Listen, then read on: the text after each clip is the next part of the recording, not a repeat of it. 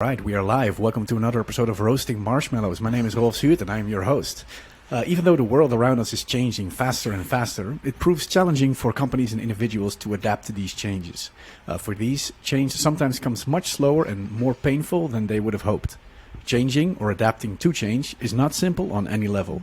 Often there is no right answer, and responding requires trial and error, learning and unlearning.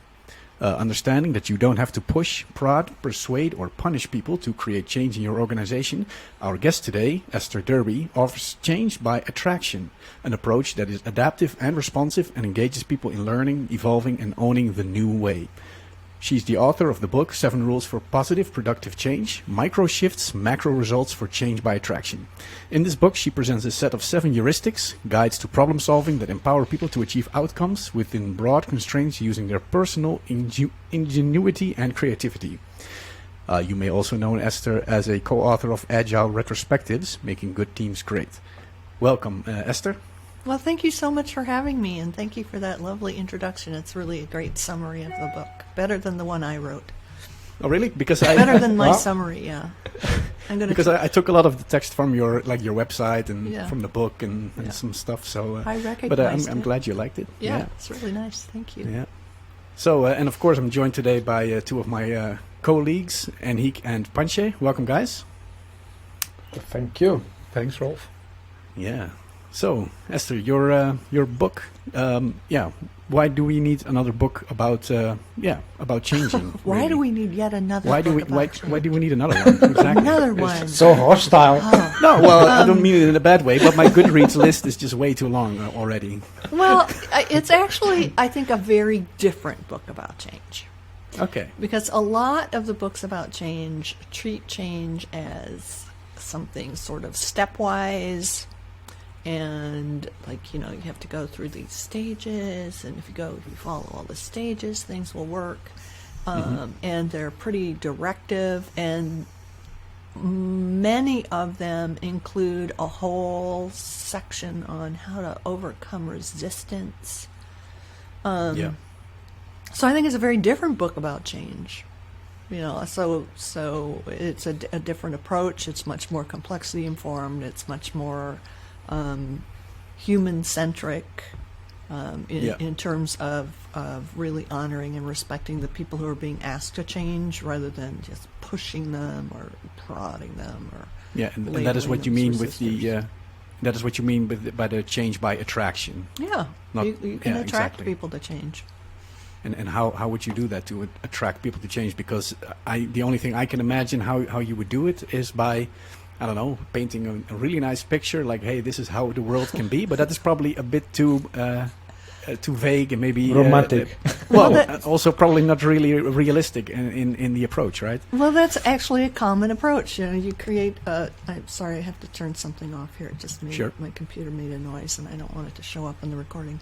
I think it's really common for people to say, oh, you have to paint this desirable vision and then pull people along with you towards this vision. So I think that's actually a pretty common way people go about change, as they try to create this wonderful future. The problem with that is that change doesn't really start with the vision. It starts with where you are. Right. You have to deal with the reality of where you are, where you currently are. So when I think about creating change by attraction, sometimes it is modeling something yourself and then seeing who shows up and is interested in it.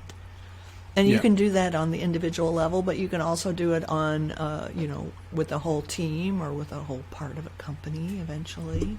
And people will get interested in what's going on over there, and they'll get curious, and then say, oh, they seem like they're having more fun, and that can attract people to change. Okay. The scarcity principle can attract people to change too. But you were going to say something. Sorry, I didn't mean to talk over you. No, it's okay. Because what Rolf said, right? I'm working with this customer, and it's a huge organization, and basically they were saying the C people on the top level, they have this beautiful vision, and they say what we need to do, and we are here on the bottom of the organization, how do I do that? And then they get totally lost. So I kind of tend to agree that I don't think the vision is strong enough to actually help people to change. And I think there is a huge gap. It depends how big the organization is, of this very nice vision somewhere in the horizon, and actually the small steps you need to make to turn that concrete. So like, assuming that this is the organization, right? Like, what would be your suggestion to start? Because this is not enough, I think, just having this vision.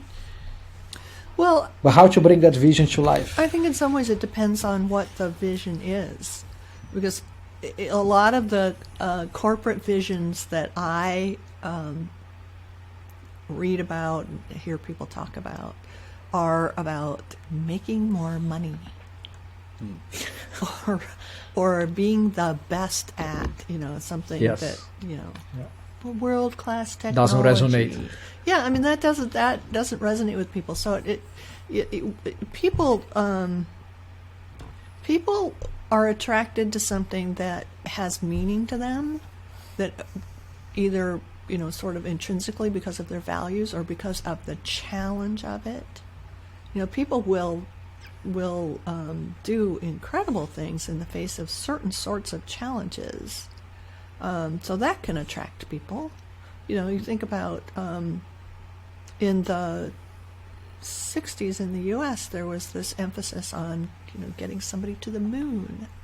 And, there wasn't this whole vision about we're going to have moon colonies and we're going to be, we're going to make money from mining the moon. It was really about a challenge, right? And that was enough to, attract people and change people's thinking. Now, that wasn't quite an organizational change, but in terms of a vision, I think that sort of challenge is interesting. A friend of mine in South Africa was telling me about a company that their challenge was to create affordable housing. That's something people can get behind in terms of Yes. that's a vision. And they had to change a lot of how they thought about housing and how they created housing and all sorts of things. But so I think vision is making the vision something that people can actually care about, other than we're going to make more money for the shareholders, and corporate bonuses. That's a starting point. But then you have to talk about what it means on the on a day-to-day level. How will we recognize that we're there? What will work life look like? What will it be like to work here? Right. Yeah, and that's not that always easy to measure and to compare. That's why it goes back to the money problem. Yeah. And I think it is, right? Like you can know if you are making money or not. It's definitely an easy way to know if you are going there. Yeah, but if everyone's miserable, I don't think it's a very good metric, is it? Well, No, you won't but make money in the long term if people are really miserable. Yeah. And I'm actually not sure it's always easy to tell if you're making money, because people. I mean, on one level, you can say yes. We are have more revenue than our expenses, but there are lots of things that happen in there that influence. Are you making as much money as you could? Are you spending a lot of money on things you don't need to be spending money on? So it's not actually as simple as it may seem. But that is, and it's often just the snapshot of that moment in time, because you don't know if the actions that have generated that revenue are setting the company for a future sustainability and the future revenue. So that's not always the best metric. Yeah. One thing that you mentioned is when I think we spoke about that vision in the future, the nice goal to aim at. And you said it doesn't start there; it starts in the present. I want to refer to a recent tweet of yours where you said something like, "The past is in the present." Oh yeah. And I have an idea for myself what it means, but then. Should we now, if we cannot... What does it mean for you then? Pancho? What does it mean for you? We all have a baggage that we bring in our present right now that we have to deal with. So if I want to deal with whatever change that we want to implement in an organization, my past experiences might be preventing me from taking that step. So I have to find a way to deal with that. And then if a leadership of an organization has an idea, a vision that how we need to move forward, they probably also need to pay attention to the history of the people and how that influences the current state and what that could, how could that be contributing factor to the implementation of the vision. Yeah, so that's certainly... That was my understanding. Is that really like... that's certainly part of it. You know, because we each have our own sort of baggage and stuff we bring with us, our past history. But the organization may also have, a history that influences the way they approach things. So their last experience with change or the structures in the organization. So, I mean, I actually started... But wouldn't that be also the... Because organizations don't have history, like people in the organizations have history. They have a history. Well, they do, but it exists within the people that are part of the organization. Sure, if I suddenly replace all the people in the organization, right, that's probably the past experience are not going to be there. Well, I'm not so sure about that. Yeah, so I disagree. So do you all know who the founder of the companies you work for is? Were? Yeah. The one we do, yeah. Yeah. Yes. Ours, yes, but our customers sometimes not. Yeah. So do you have stories about that person? Do people tell stories about that A lot. person? A lot. Yeah. Many. So he or she still around? Yeah. Yes. But those stories about the early days influence what people think about what the company is about and what's possible. And those stories often outlast the founder. You know, almost every company I go into, people have stories about people who aren't there anymore. So they're still, their presence is still there. But the reason I started thinking about that so much is that I read a lot of medieval history. Yeah. And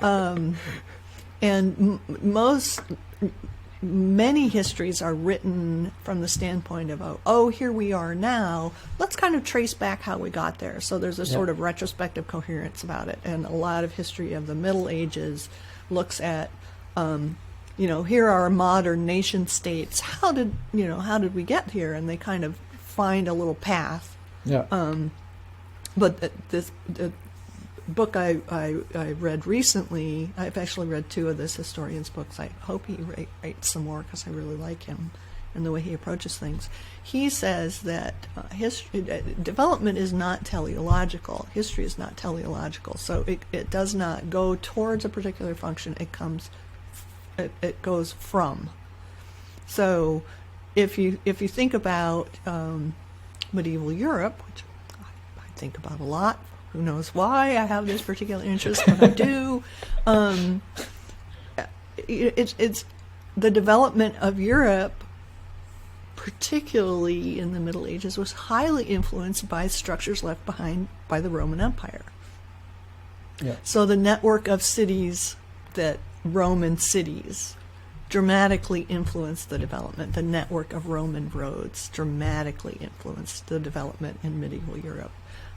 There was the kind of river boundaries, the Danube, where, that the fact that those road systems didn't exist beyond those rivers dramatically influenced how things evolved. It influenced trade, it influenced communication, all sorts of things. So that's why I started thinking about that in terms of organizations, is because I was reading this very, very interesting history of medieval Europe by Chris Wickham. If you want to read it, it's quite a different take on Europe. Okay. You're going to say something, Punchy? Well, just this brought me, and I think it's very much in light the way I perceived it. But it's like we often, as cultural societies, don't really appreciate the past, and there's like everything that we are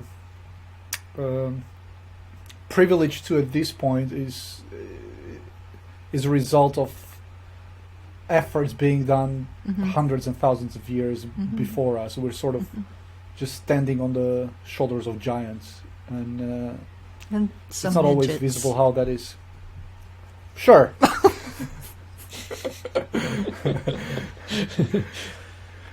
Yeah, and it's also one of the rules in your book, right? Like honor the past, Yep. present, and people. Yeah, and because at a lot of clients, we definitely hear the same stories where these legendary people, they bootstrapped this product, and they catapulted it into the stratosphere, and then, of course, the organization wants to change because it's probably a bit outdated, maybe, or it doesn't adapt well to the future because I don't know, maybe it doesn't scale anymore, and then we come in to help with that change.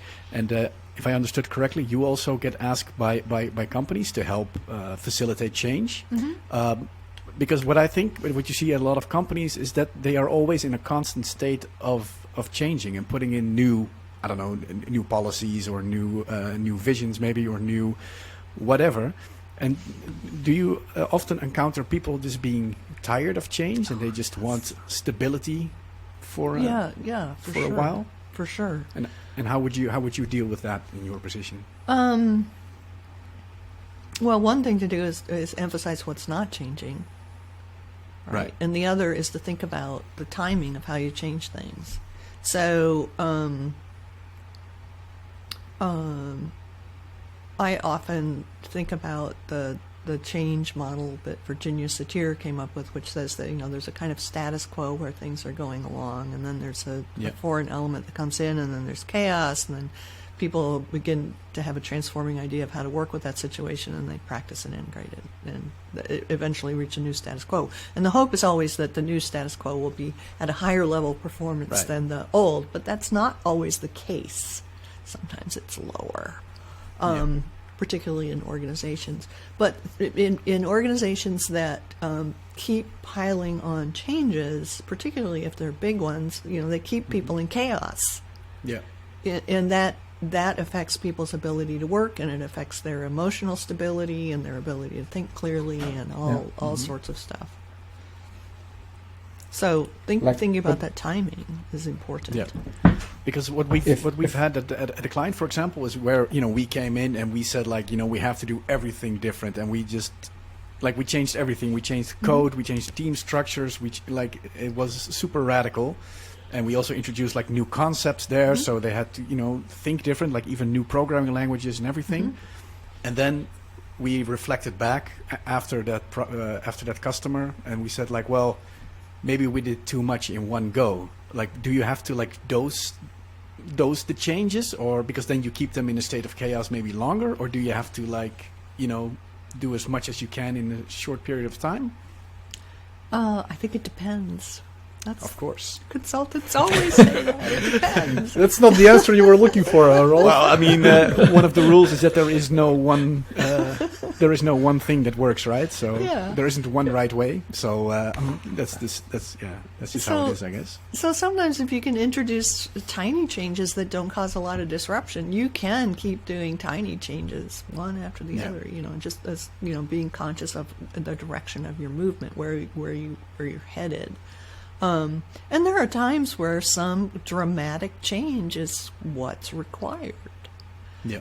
Because if you have enough structures in place that are holding the current pattern, sometimes you can loosen them up one by one, but sometimes you just have to make a dramatic move. I mean, I have a friend who became CEO of an organization that was saying they did one thing, but everything about their management was not that. And they weren't bad people, but they were just invested in a different way of managing, a different way of thinking about business, and they were not willing to change, and he pretty much replaced the whole management layer. And that was so that's a big bang. Yeah, that's a dramatic change. Yeah, and he felt that was what was necessary to really shift the entire organization to be more aligned with what they said they valued. Yep. So like in this example, right, is that you're using, and if I go back to the think about honoring the past, because the first time I heard that was via my mom. You know, she was like into this home organizing things, and there is this show on Netflix, this Japanese lady who organizes homes, and she's always honoring the past before throwing things away. And the second time actually I came across was on your book, but then I wonder, like, do you always have to do that? Let's say you have a crap management, or some people who you don't like it, they create a lot of harm. Do you have to honor that past? Do you think that there is a place that honoring the past is actually detrimental for the people who are actually part of that past? That's super interesting question. Because honoring the past, I think, doesn't necessarily mean you're lauding the past and you're saying it was wonderful. But you kind of have to accept the reality of it and not, paint it as a wonderful thing. I mean, my country has stuff that happened in the past that was dreadful, that was immoral, that was inhumane. That, morally you cannot make a justification for it, although people did at the time. And trying to say, everything's always been wonderful, makes it hard to actually move forward. Right. But I think sometimes that's how I experience with, let's say, relatives who died, and they had a past that was, let's say, something to be proud of it. But then until he was alive, it was horrible. After he died, they honor him with being this wonderful thing. Like, at least the cultural part that I have about honoring the past is always making this the best picture of the worst, remove all the worst and just make this good. But that's, I guess, my cultural interpretation of the honoring the past. Well, wouldn't it be more like acknowledging the past than? Yeah, I don't know. I've used a different word. I don't know. That's because that's super interesting, because we have some people in the U.S. have this thing about you don't speak ill of the dead, and I think that's fairly common culturally. But there are people who have been in my life who are dead who they were great people. I mean, it doesn't, they were doing the best they could, but that was a pretty flawed endeavor. And that's part of dealing with the reality of it. And, pretending it didn't happen, it dishonors me, right? It says my reality isn't worth anything. And I think that, going back to your example of dead relatives, maybe they hurt someone horribly in the family, and if you suddenly are talking about them as, but they were so wonderful, that dishonors the person who they hurt, because it doesn't acknowledge their reality. Exactly. I hadn't, and that's what I wanted in a company as well. But what I've seen often in companies happens, let's say company goes through some transition, or often goes through somebody gets fired, or there is a change in management. There is rarely an transparent and clear reflection on that event. So there is always a story that paints a nice picture with really carefully chosen words, while underlining it. But I mean, people are often smart enough to know what's happened, and there's like a nice painted picture. So that you rarely see it happen also in companies in dealing with the past. He decided to spend more time with his family. That's the euphemism that is used in politics here. And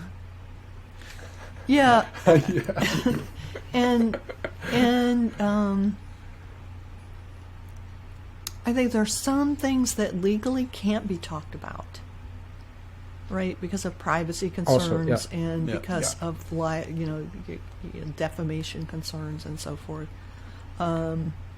But there are things you can talk about, and you can acknowledge pain and problems that came up. But you're right, it often doesn't happen. I mean, can you think of any time where, some past event or some past person that ended up leaving was talked about in an honest way? No. Nothing comes up? No, it's always the polite version, right? Oh yeah, it's like a couple break up. We both decided. Well, sometimes that's true. Sometimes they both. Yeah, sometimes, but once you go deeper, there is a different reason. Yeah. I have all the things I've always admired people who would, after an unpleasant event, a failed project, or let's say something like that. Generally, the default is okay, bring a new one, let's go, without actually taking the time to reflect on that. I've always admired actually people, that has happened a couple of times, that actually take the time, write like or talk about it properly. Like, these are the events that led to this. These are the things that we experienced. This is what we could have done better. This is what we should have done better. And this is what we're going to try to do in the future. And that is a proper way of honoring the past. And I think it ties a bit more into one of your other topics of retrospectives. I was going to say, it sounded like a retrospective to me. Yes, exactly. Yeah. So one of the rules that you also, because maybe we can talk about the rest of the rules that are described in the book, even though I think it's pretty interesting to talk, of course, about the past. But I mean, one of the things that you also talk about is striving for congruence or congruence. I'm not a native English speaker, so what is exactly what exactly is congruence, and how do you strive for it? Well, I use it in the sense that Virginia Satir uses it, which is that in any interaction we have to balance our own wants and needs and capabilities, those of the other people that we're dealing with, and the context that we share. Okay. And it is not a state that I think we somehow achieve and we stay there forever. It's I think of it as being on a wobble board, which, do you guys know what a wobble board? Yeah, so these things you have in a gym, it's a balance challenge, it's like, usually a disc with a hemisphere under it. And you have to constantly be adjusting to maintain your balance. If you just kind of stand rock still, very often people fall off them. Yeah. So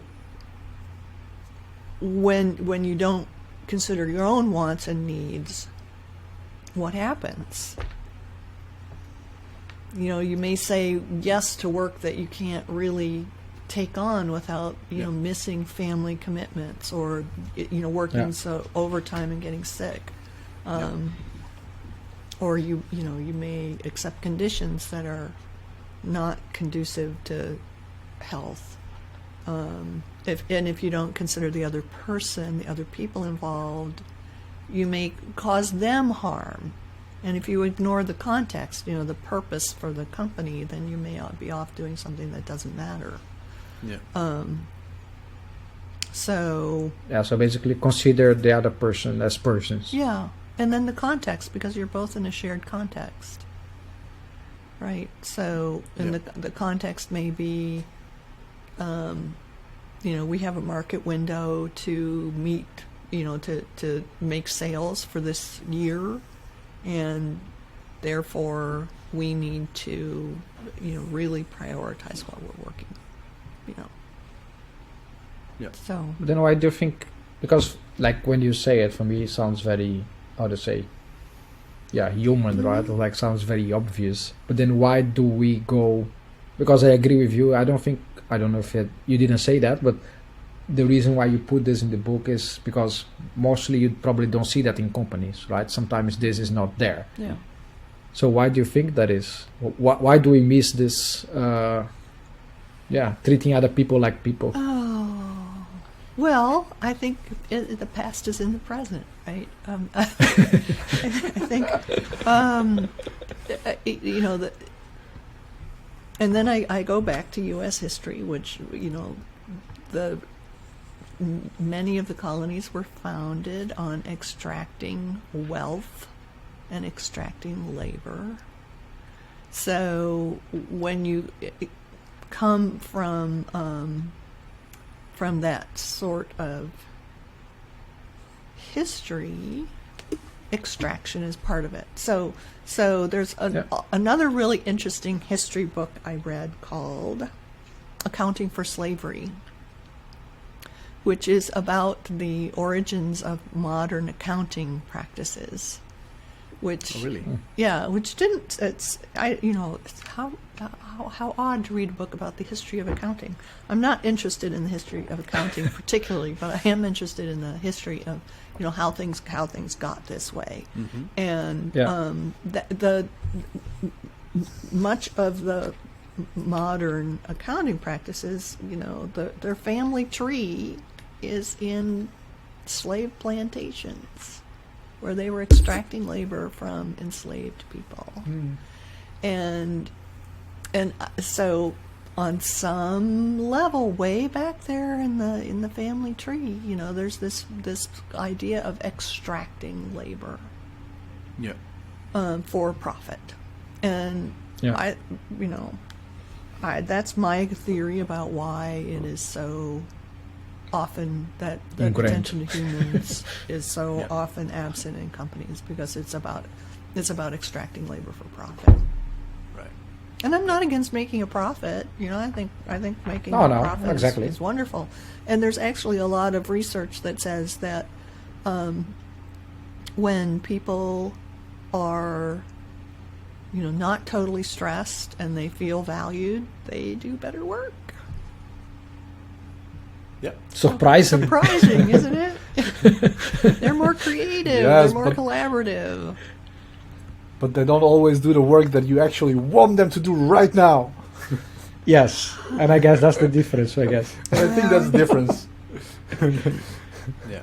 Well, it depends on what your ideas are about all the work people should do right now. Yes, exactly. So there's this. I think another thing that I've seen in companies, because that I think is in some ways related to that extractive mindset, which people don't. I don't think they hold it consciously, but it's the echoes are there, right? Yeah. So I often see people feeling upset when teams look like they're having fun. Oh, they're laughing too much. They're just joking. Yeah, they're not working hard enough. Not enough sweat. Yeah. We need to work 8 hours a day. and the fact that people are, joking and having fun is often a sign that they have a good camaraderie, which generally means they have really high trust, and they have good communication and good collaboration. But the idea is that people should be visibly working hard. They should be miserable, or they're not working hard. Yeah. Which is so bogus. Yeah. It's just very bogus. Yeah. Yeah. What you see here as well a lot of the times is when you leave, let's say you leave 15 minutes before the official end time of work, right? Then everyone says taking an early afternoon off, or it's man, come on, 15 minutes. Counting butts in seats or cars in parking lots is really a foolish way to measure productivity, but it's common. Yeah. It's easy to see. Yeah. And productivity is I have hard to measure. I have another question related to change. So I joined this organization to try to help them figure out some things, and I met a few people that are highly motivated, and they say, I want to change. I've been talking about this for years. Nothing goes forward, and nobody's listening to me, and they are super frustrated. What is your message to these people? Because sometimes I'm like, man, I don't know what to tell you. I'm going to ask Esther. Maybe she does know. Well, it's another it depends question. So people actually don't usually like to be told what to do. And very often people approach change as, well, I have to persuade people, I have to talk people into it. And that gets wearing over time. if someone's trying to talk you into changing and you say, no, it doesn't fit for me, and they keep going. So sometimes it's just the way they've gone about it. Like they've been trying to persuade people rather than, I'm just going to do it in the smallest way I can and see who's interested, trying to attracting people. So that can be part of it. A part of it can be that there is so much in place holding the current pattern in place that there's no room for something new to emerge. Yep. It's just really locked down. And I have seen situations where they just plain didn't like the person. I mean, it happens. Yeah, that can happen. Particularly if it's somebody who always has ideas about how other people should be doing things, but they're never willing to work on those themselves. I mean, at a certain point, people just stop listening. Yeah. And I mean, also the organization might not be ready to accept those changes. At absolutely. That point. Right. And also things might be changing. And probably things are constantly changing, except but that's not weird. in the way that person wants them to change. Yeah. Because you said the organization, they don't have a past because people has past, but organization then is not ready to take a change. But organization is people. Yeah. So I said organization, and I use that as a term for people. Yeah. Okay. Yeah. Well. Yeah. But those memories live on even if the people change. I mean.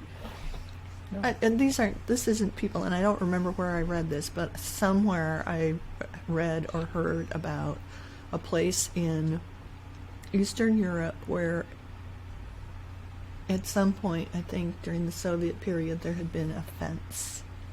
And there were deer herds that lived in that area, and they were separated because of this fence. And the fence came down, but the herd still didn't cross the boundary.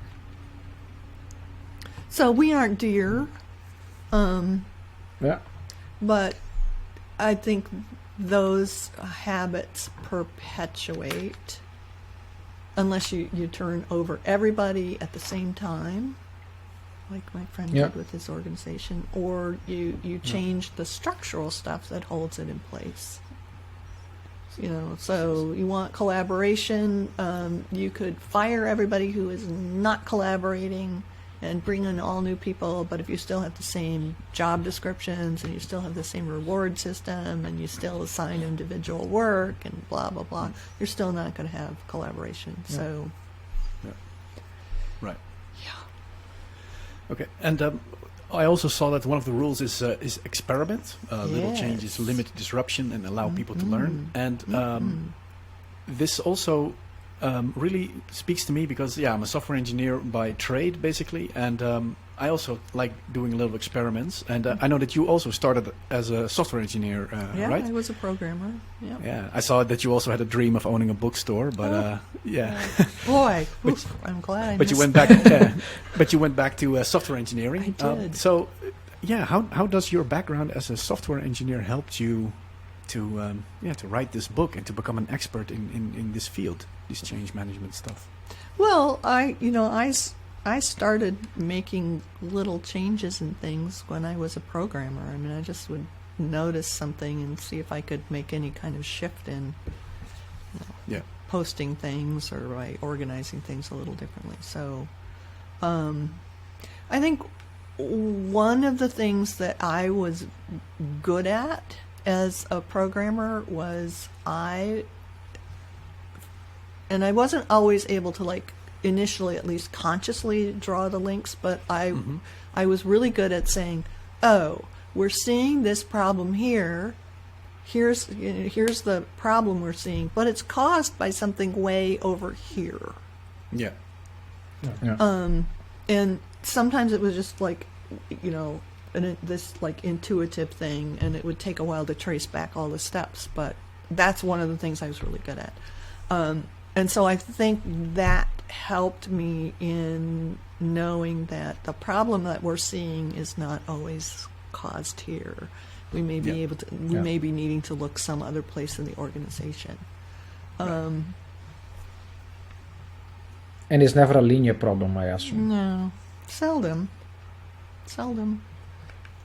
Yeah. I wouldn't say never, but seldom. Yeah, that's true. Yeah. What a lot of people who are in positions of sometimes consultants, internal or external, who are trying to bring up some change. One of the probably more frustrating aspects of this work is that sometimes, regardless of how much effort you put in, it rarely seems to go anywhere. You just feel like, we've been talking about this, we're trying to bring people on, and it takes forever, or it almost never goes as fast as you want to go. Well, that's true. What is your advice to that? Well, What is your take on that? Do you have a particular example that you can share?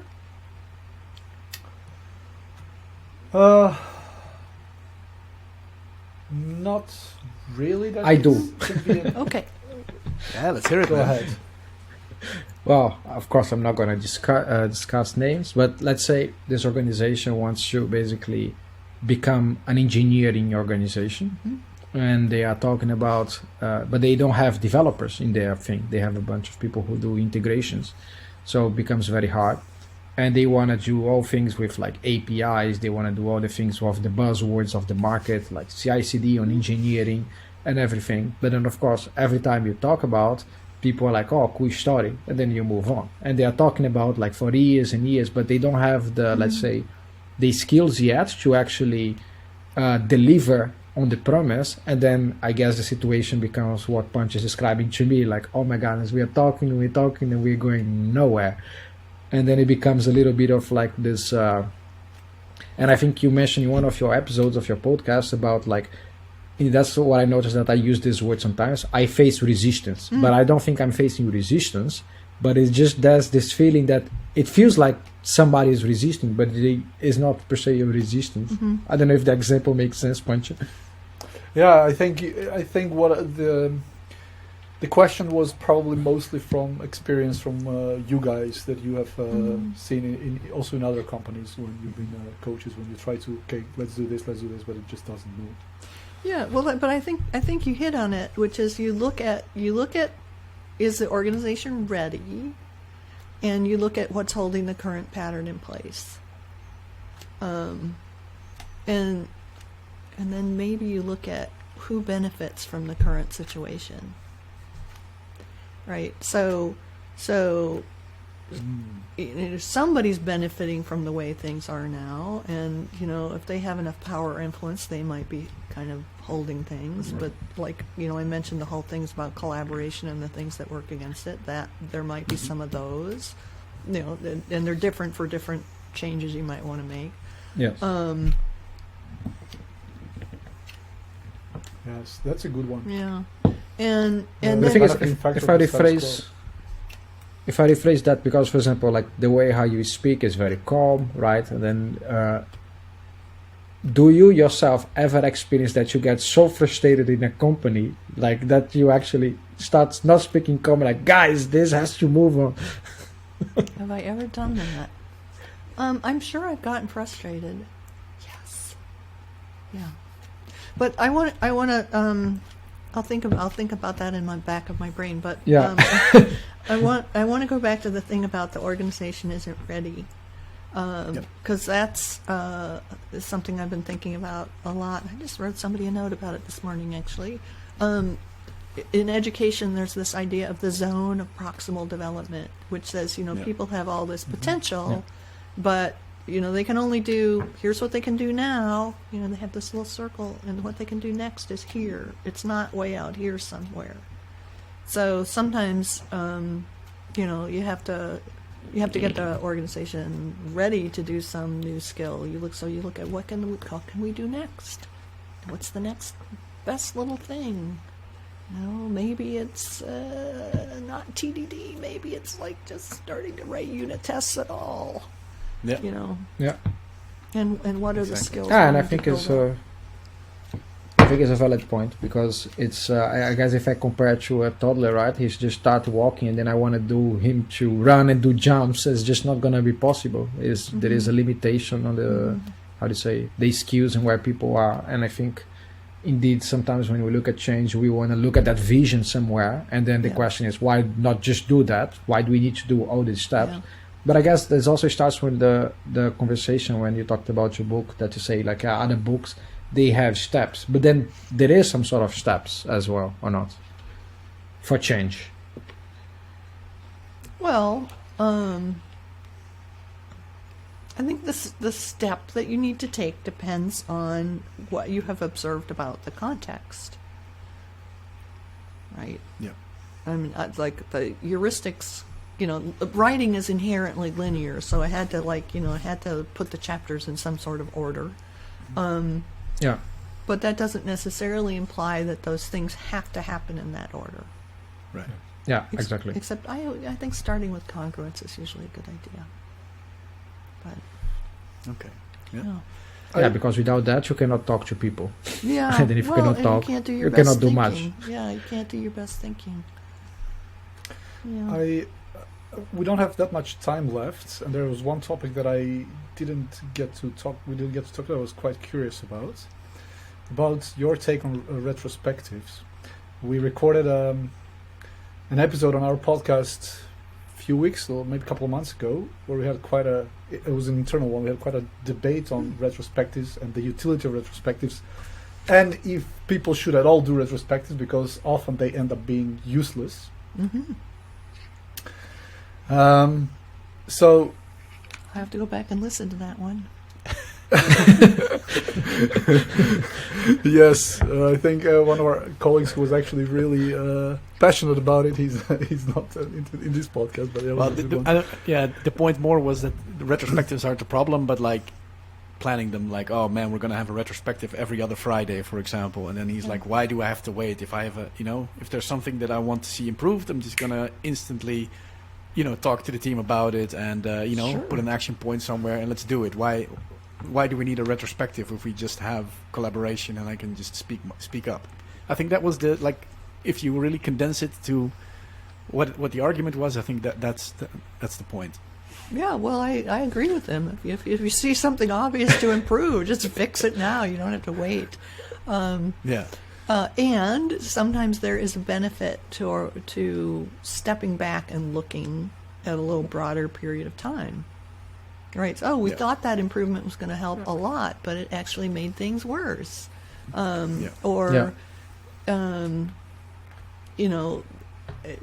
We need to get a fuller picture. We need to hear from every single person.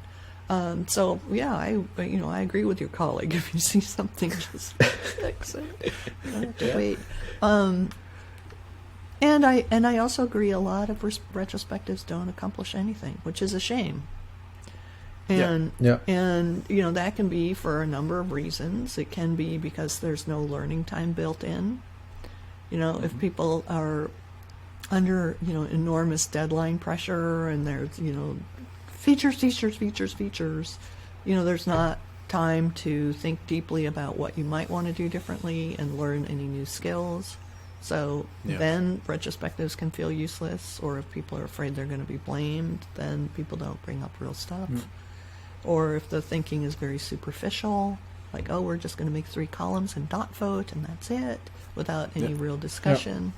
So I get that a lot of people have experienced retrospectives that are ineffective, and I think you mentioned, someone said earlier, you can't necessarily help people dream into something they haven't seen.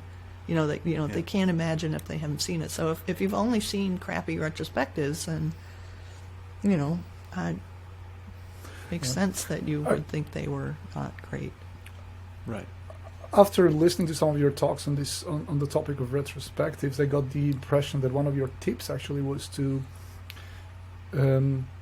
focus on a specific theme on the retrospective, not necessarily on a period of time and make it really broad, but like on a specific aspect of the work that the team has been, and actually prepare that well in advance with data that will give insight, so you can have actually a productive conversation.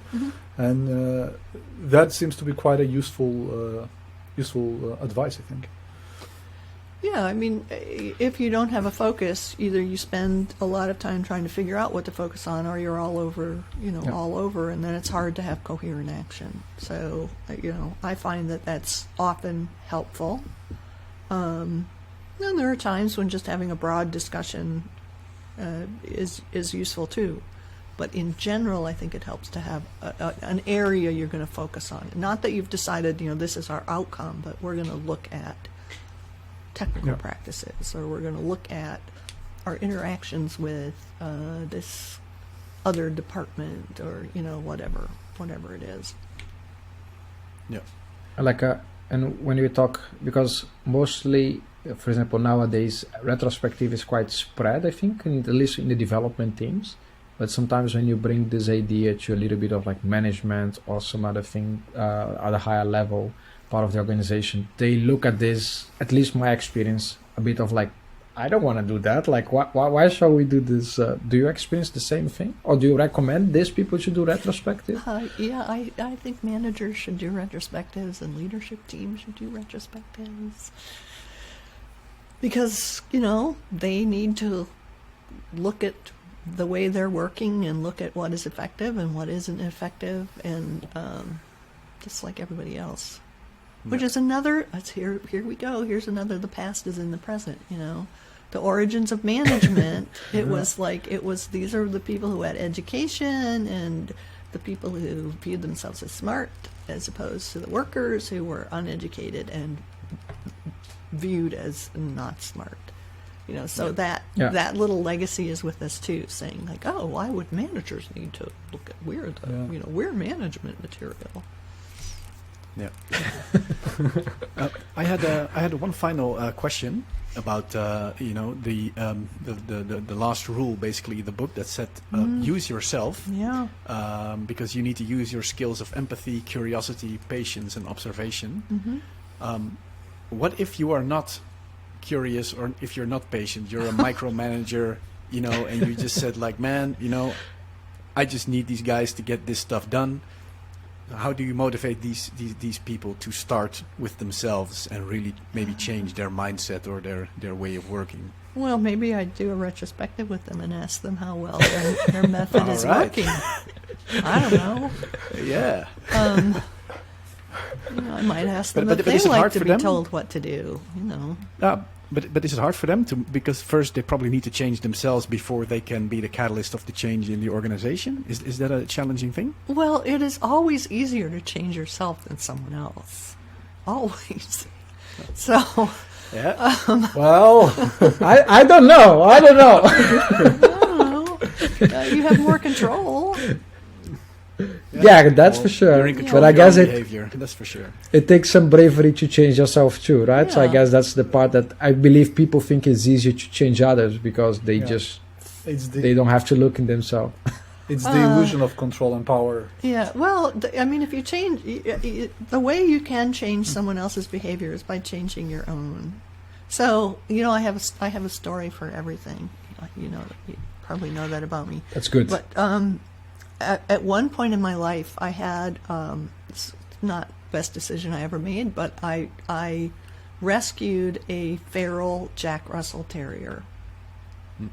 Now, Jack Russell Terriers are like kind of crazy dogs to start with.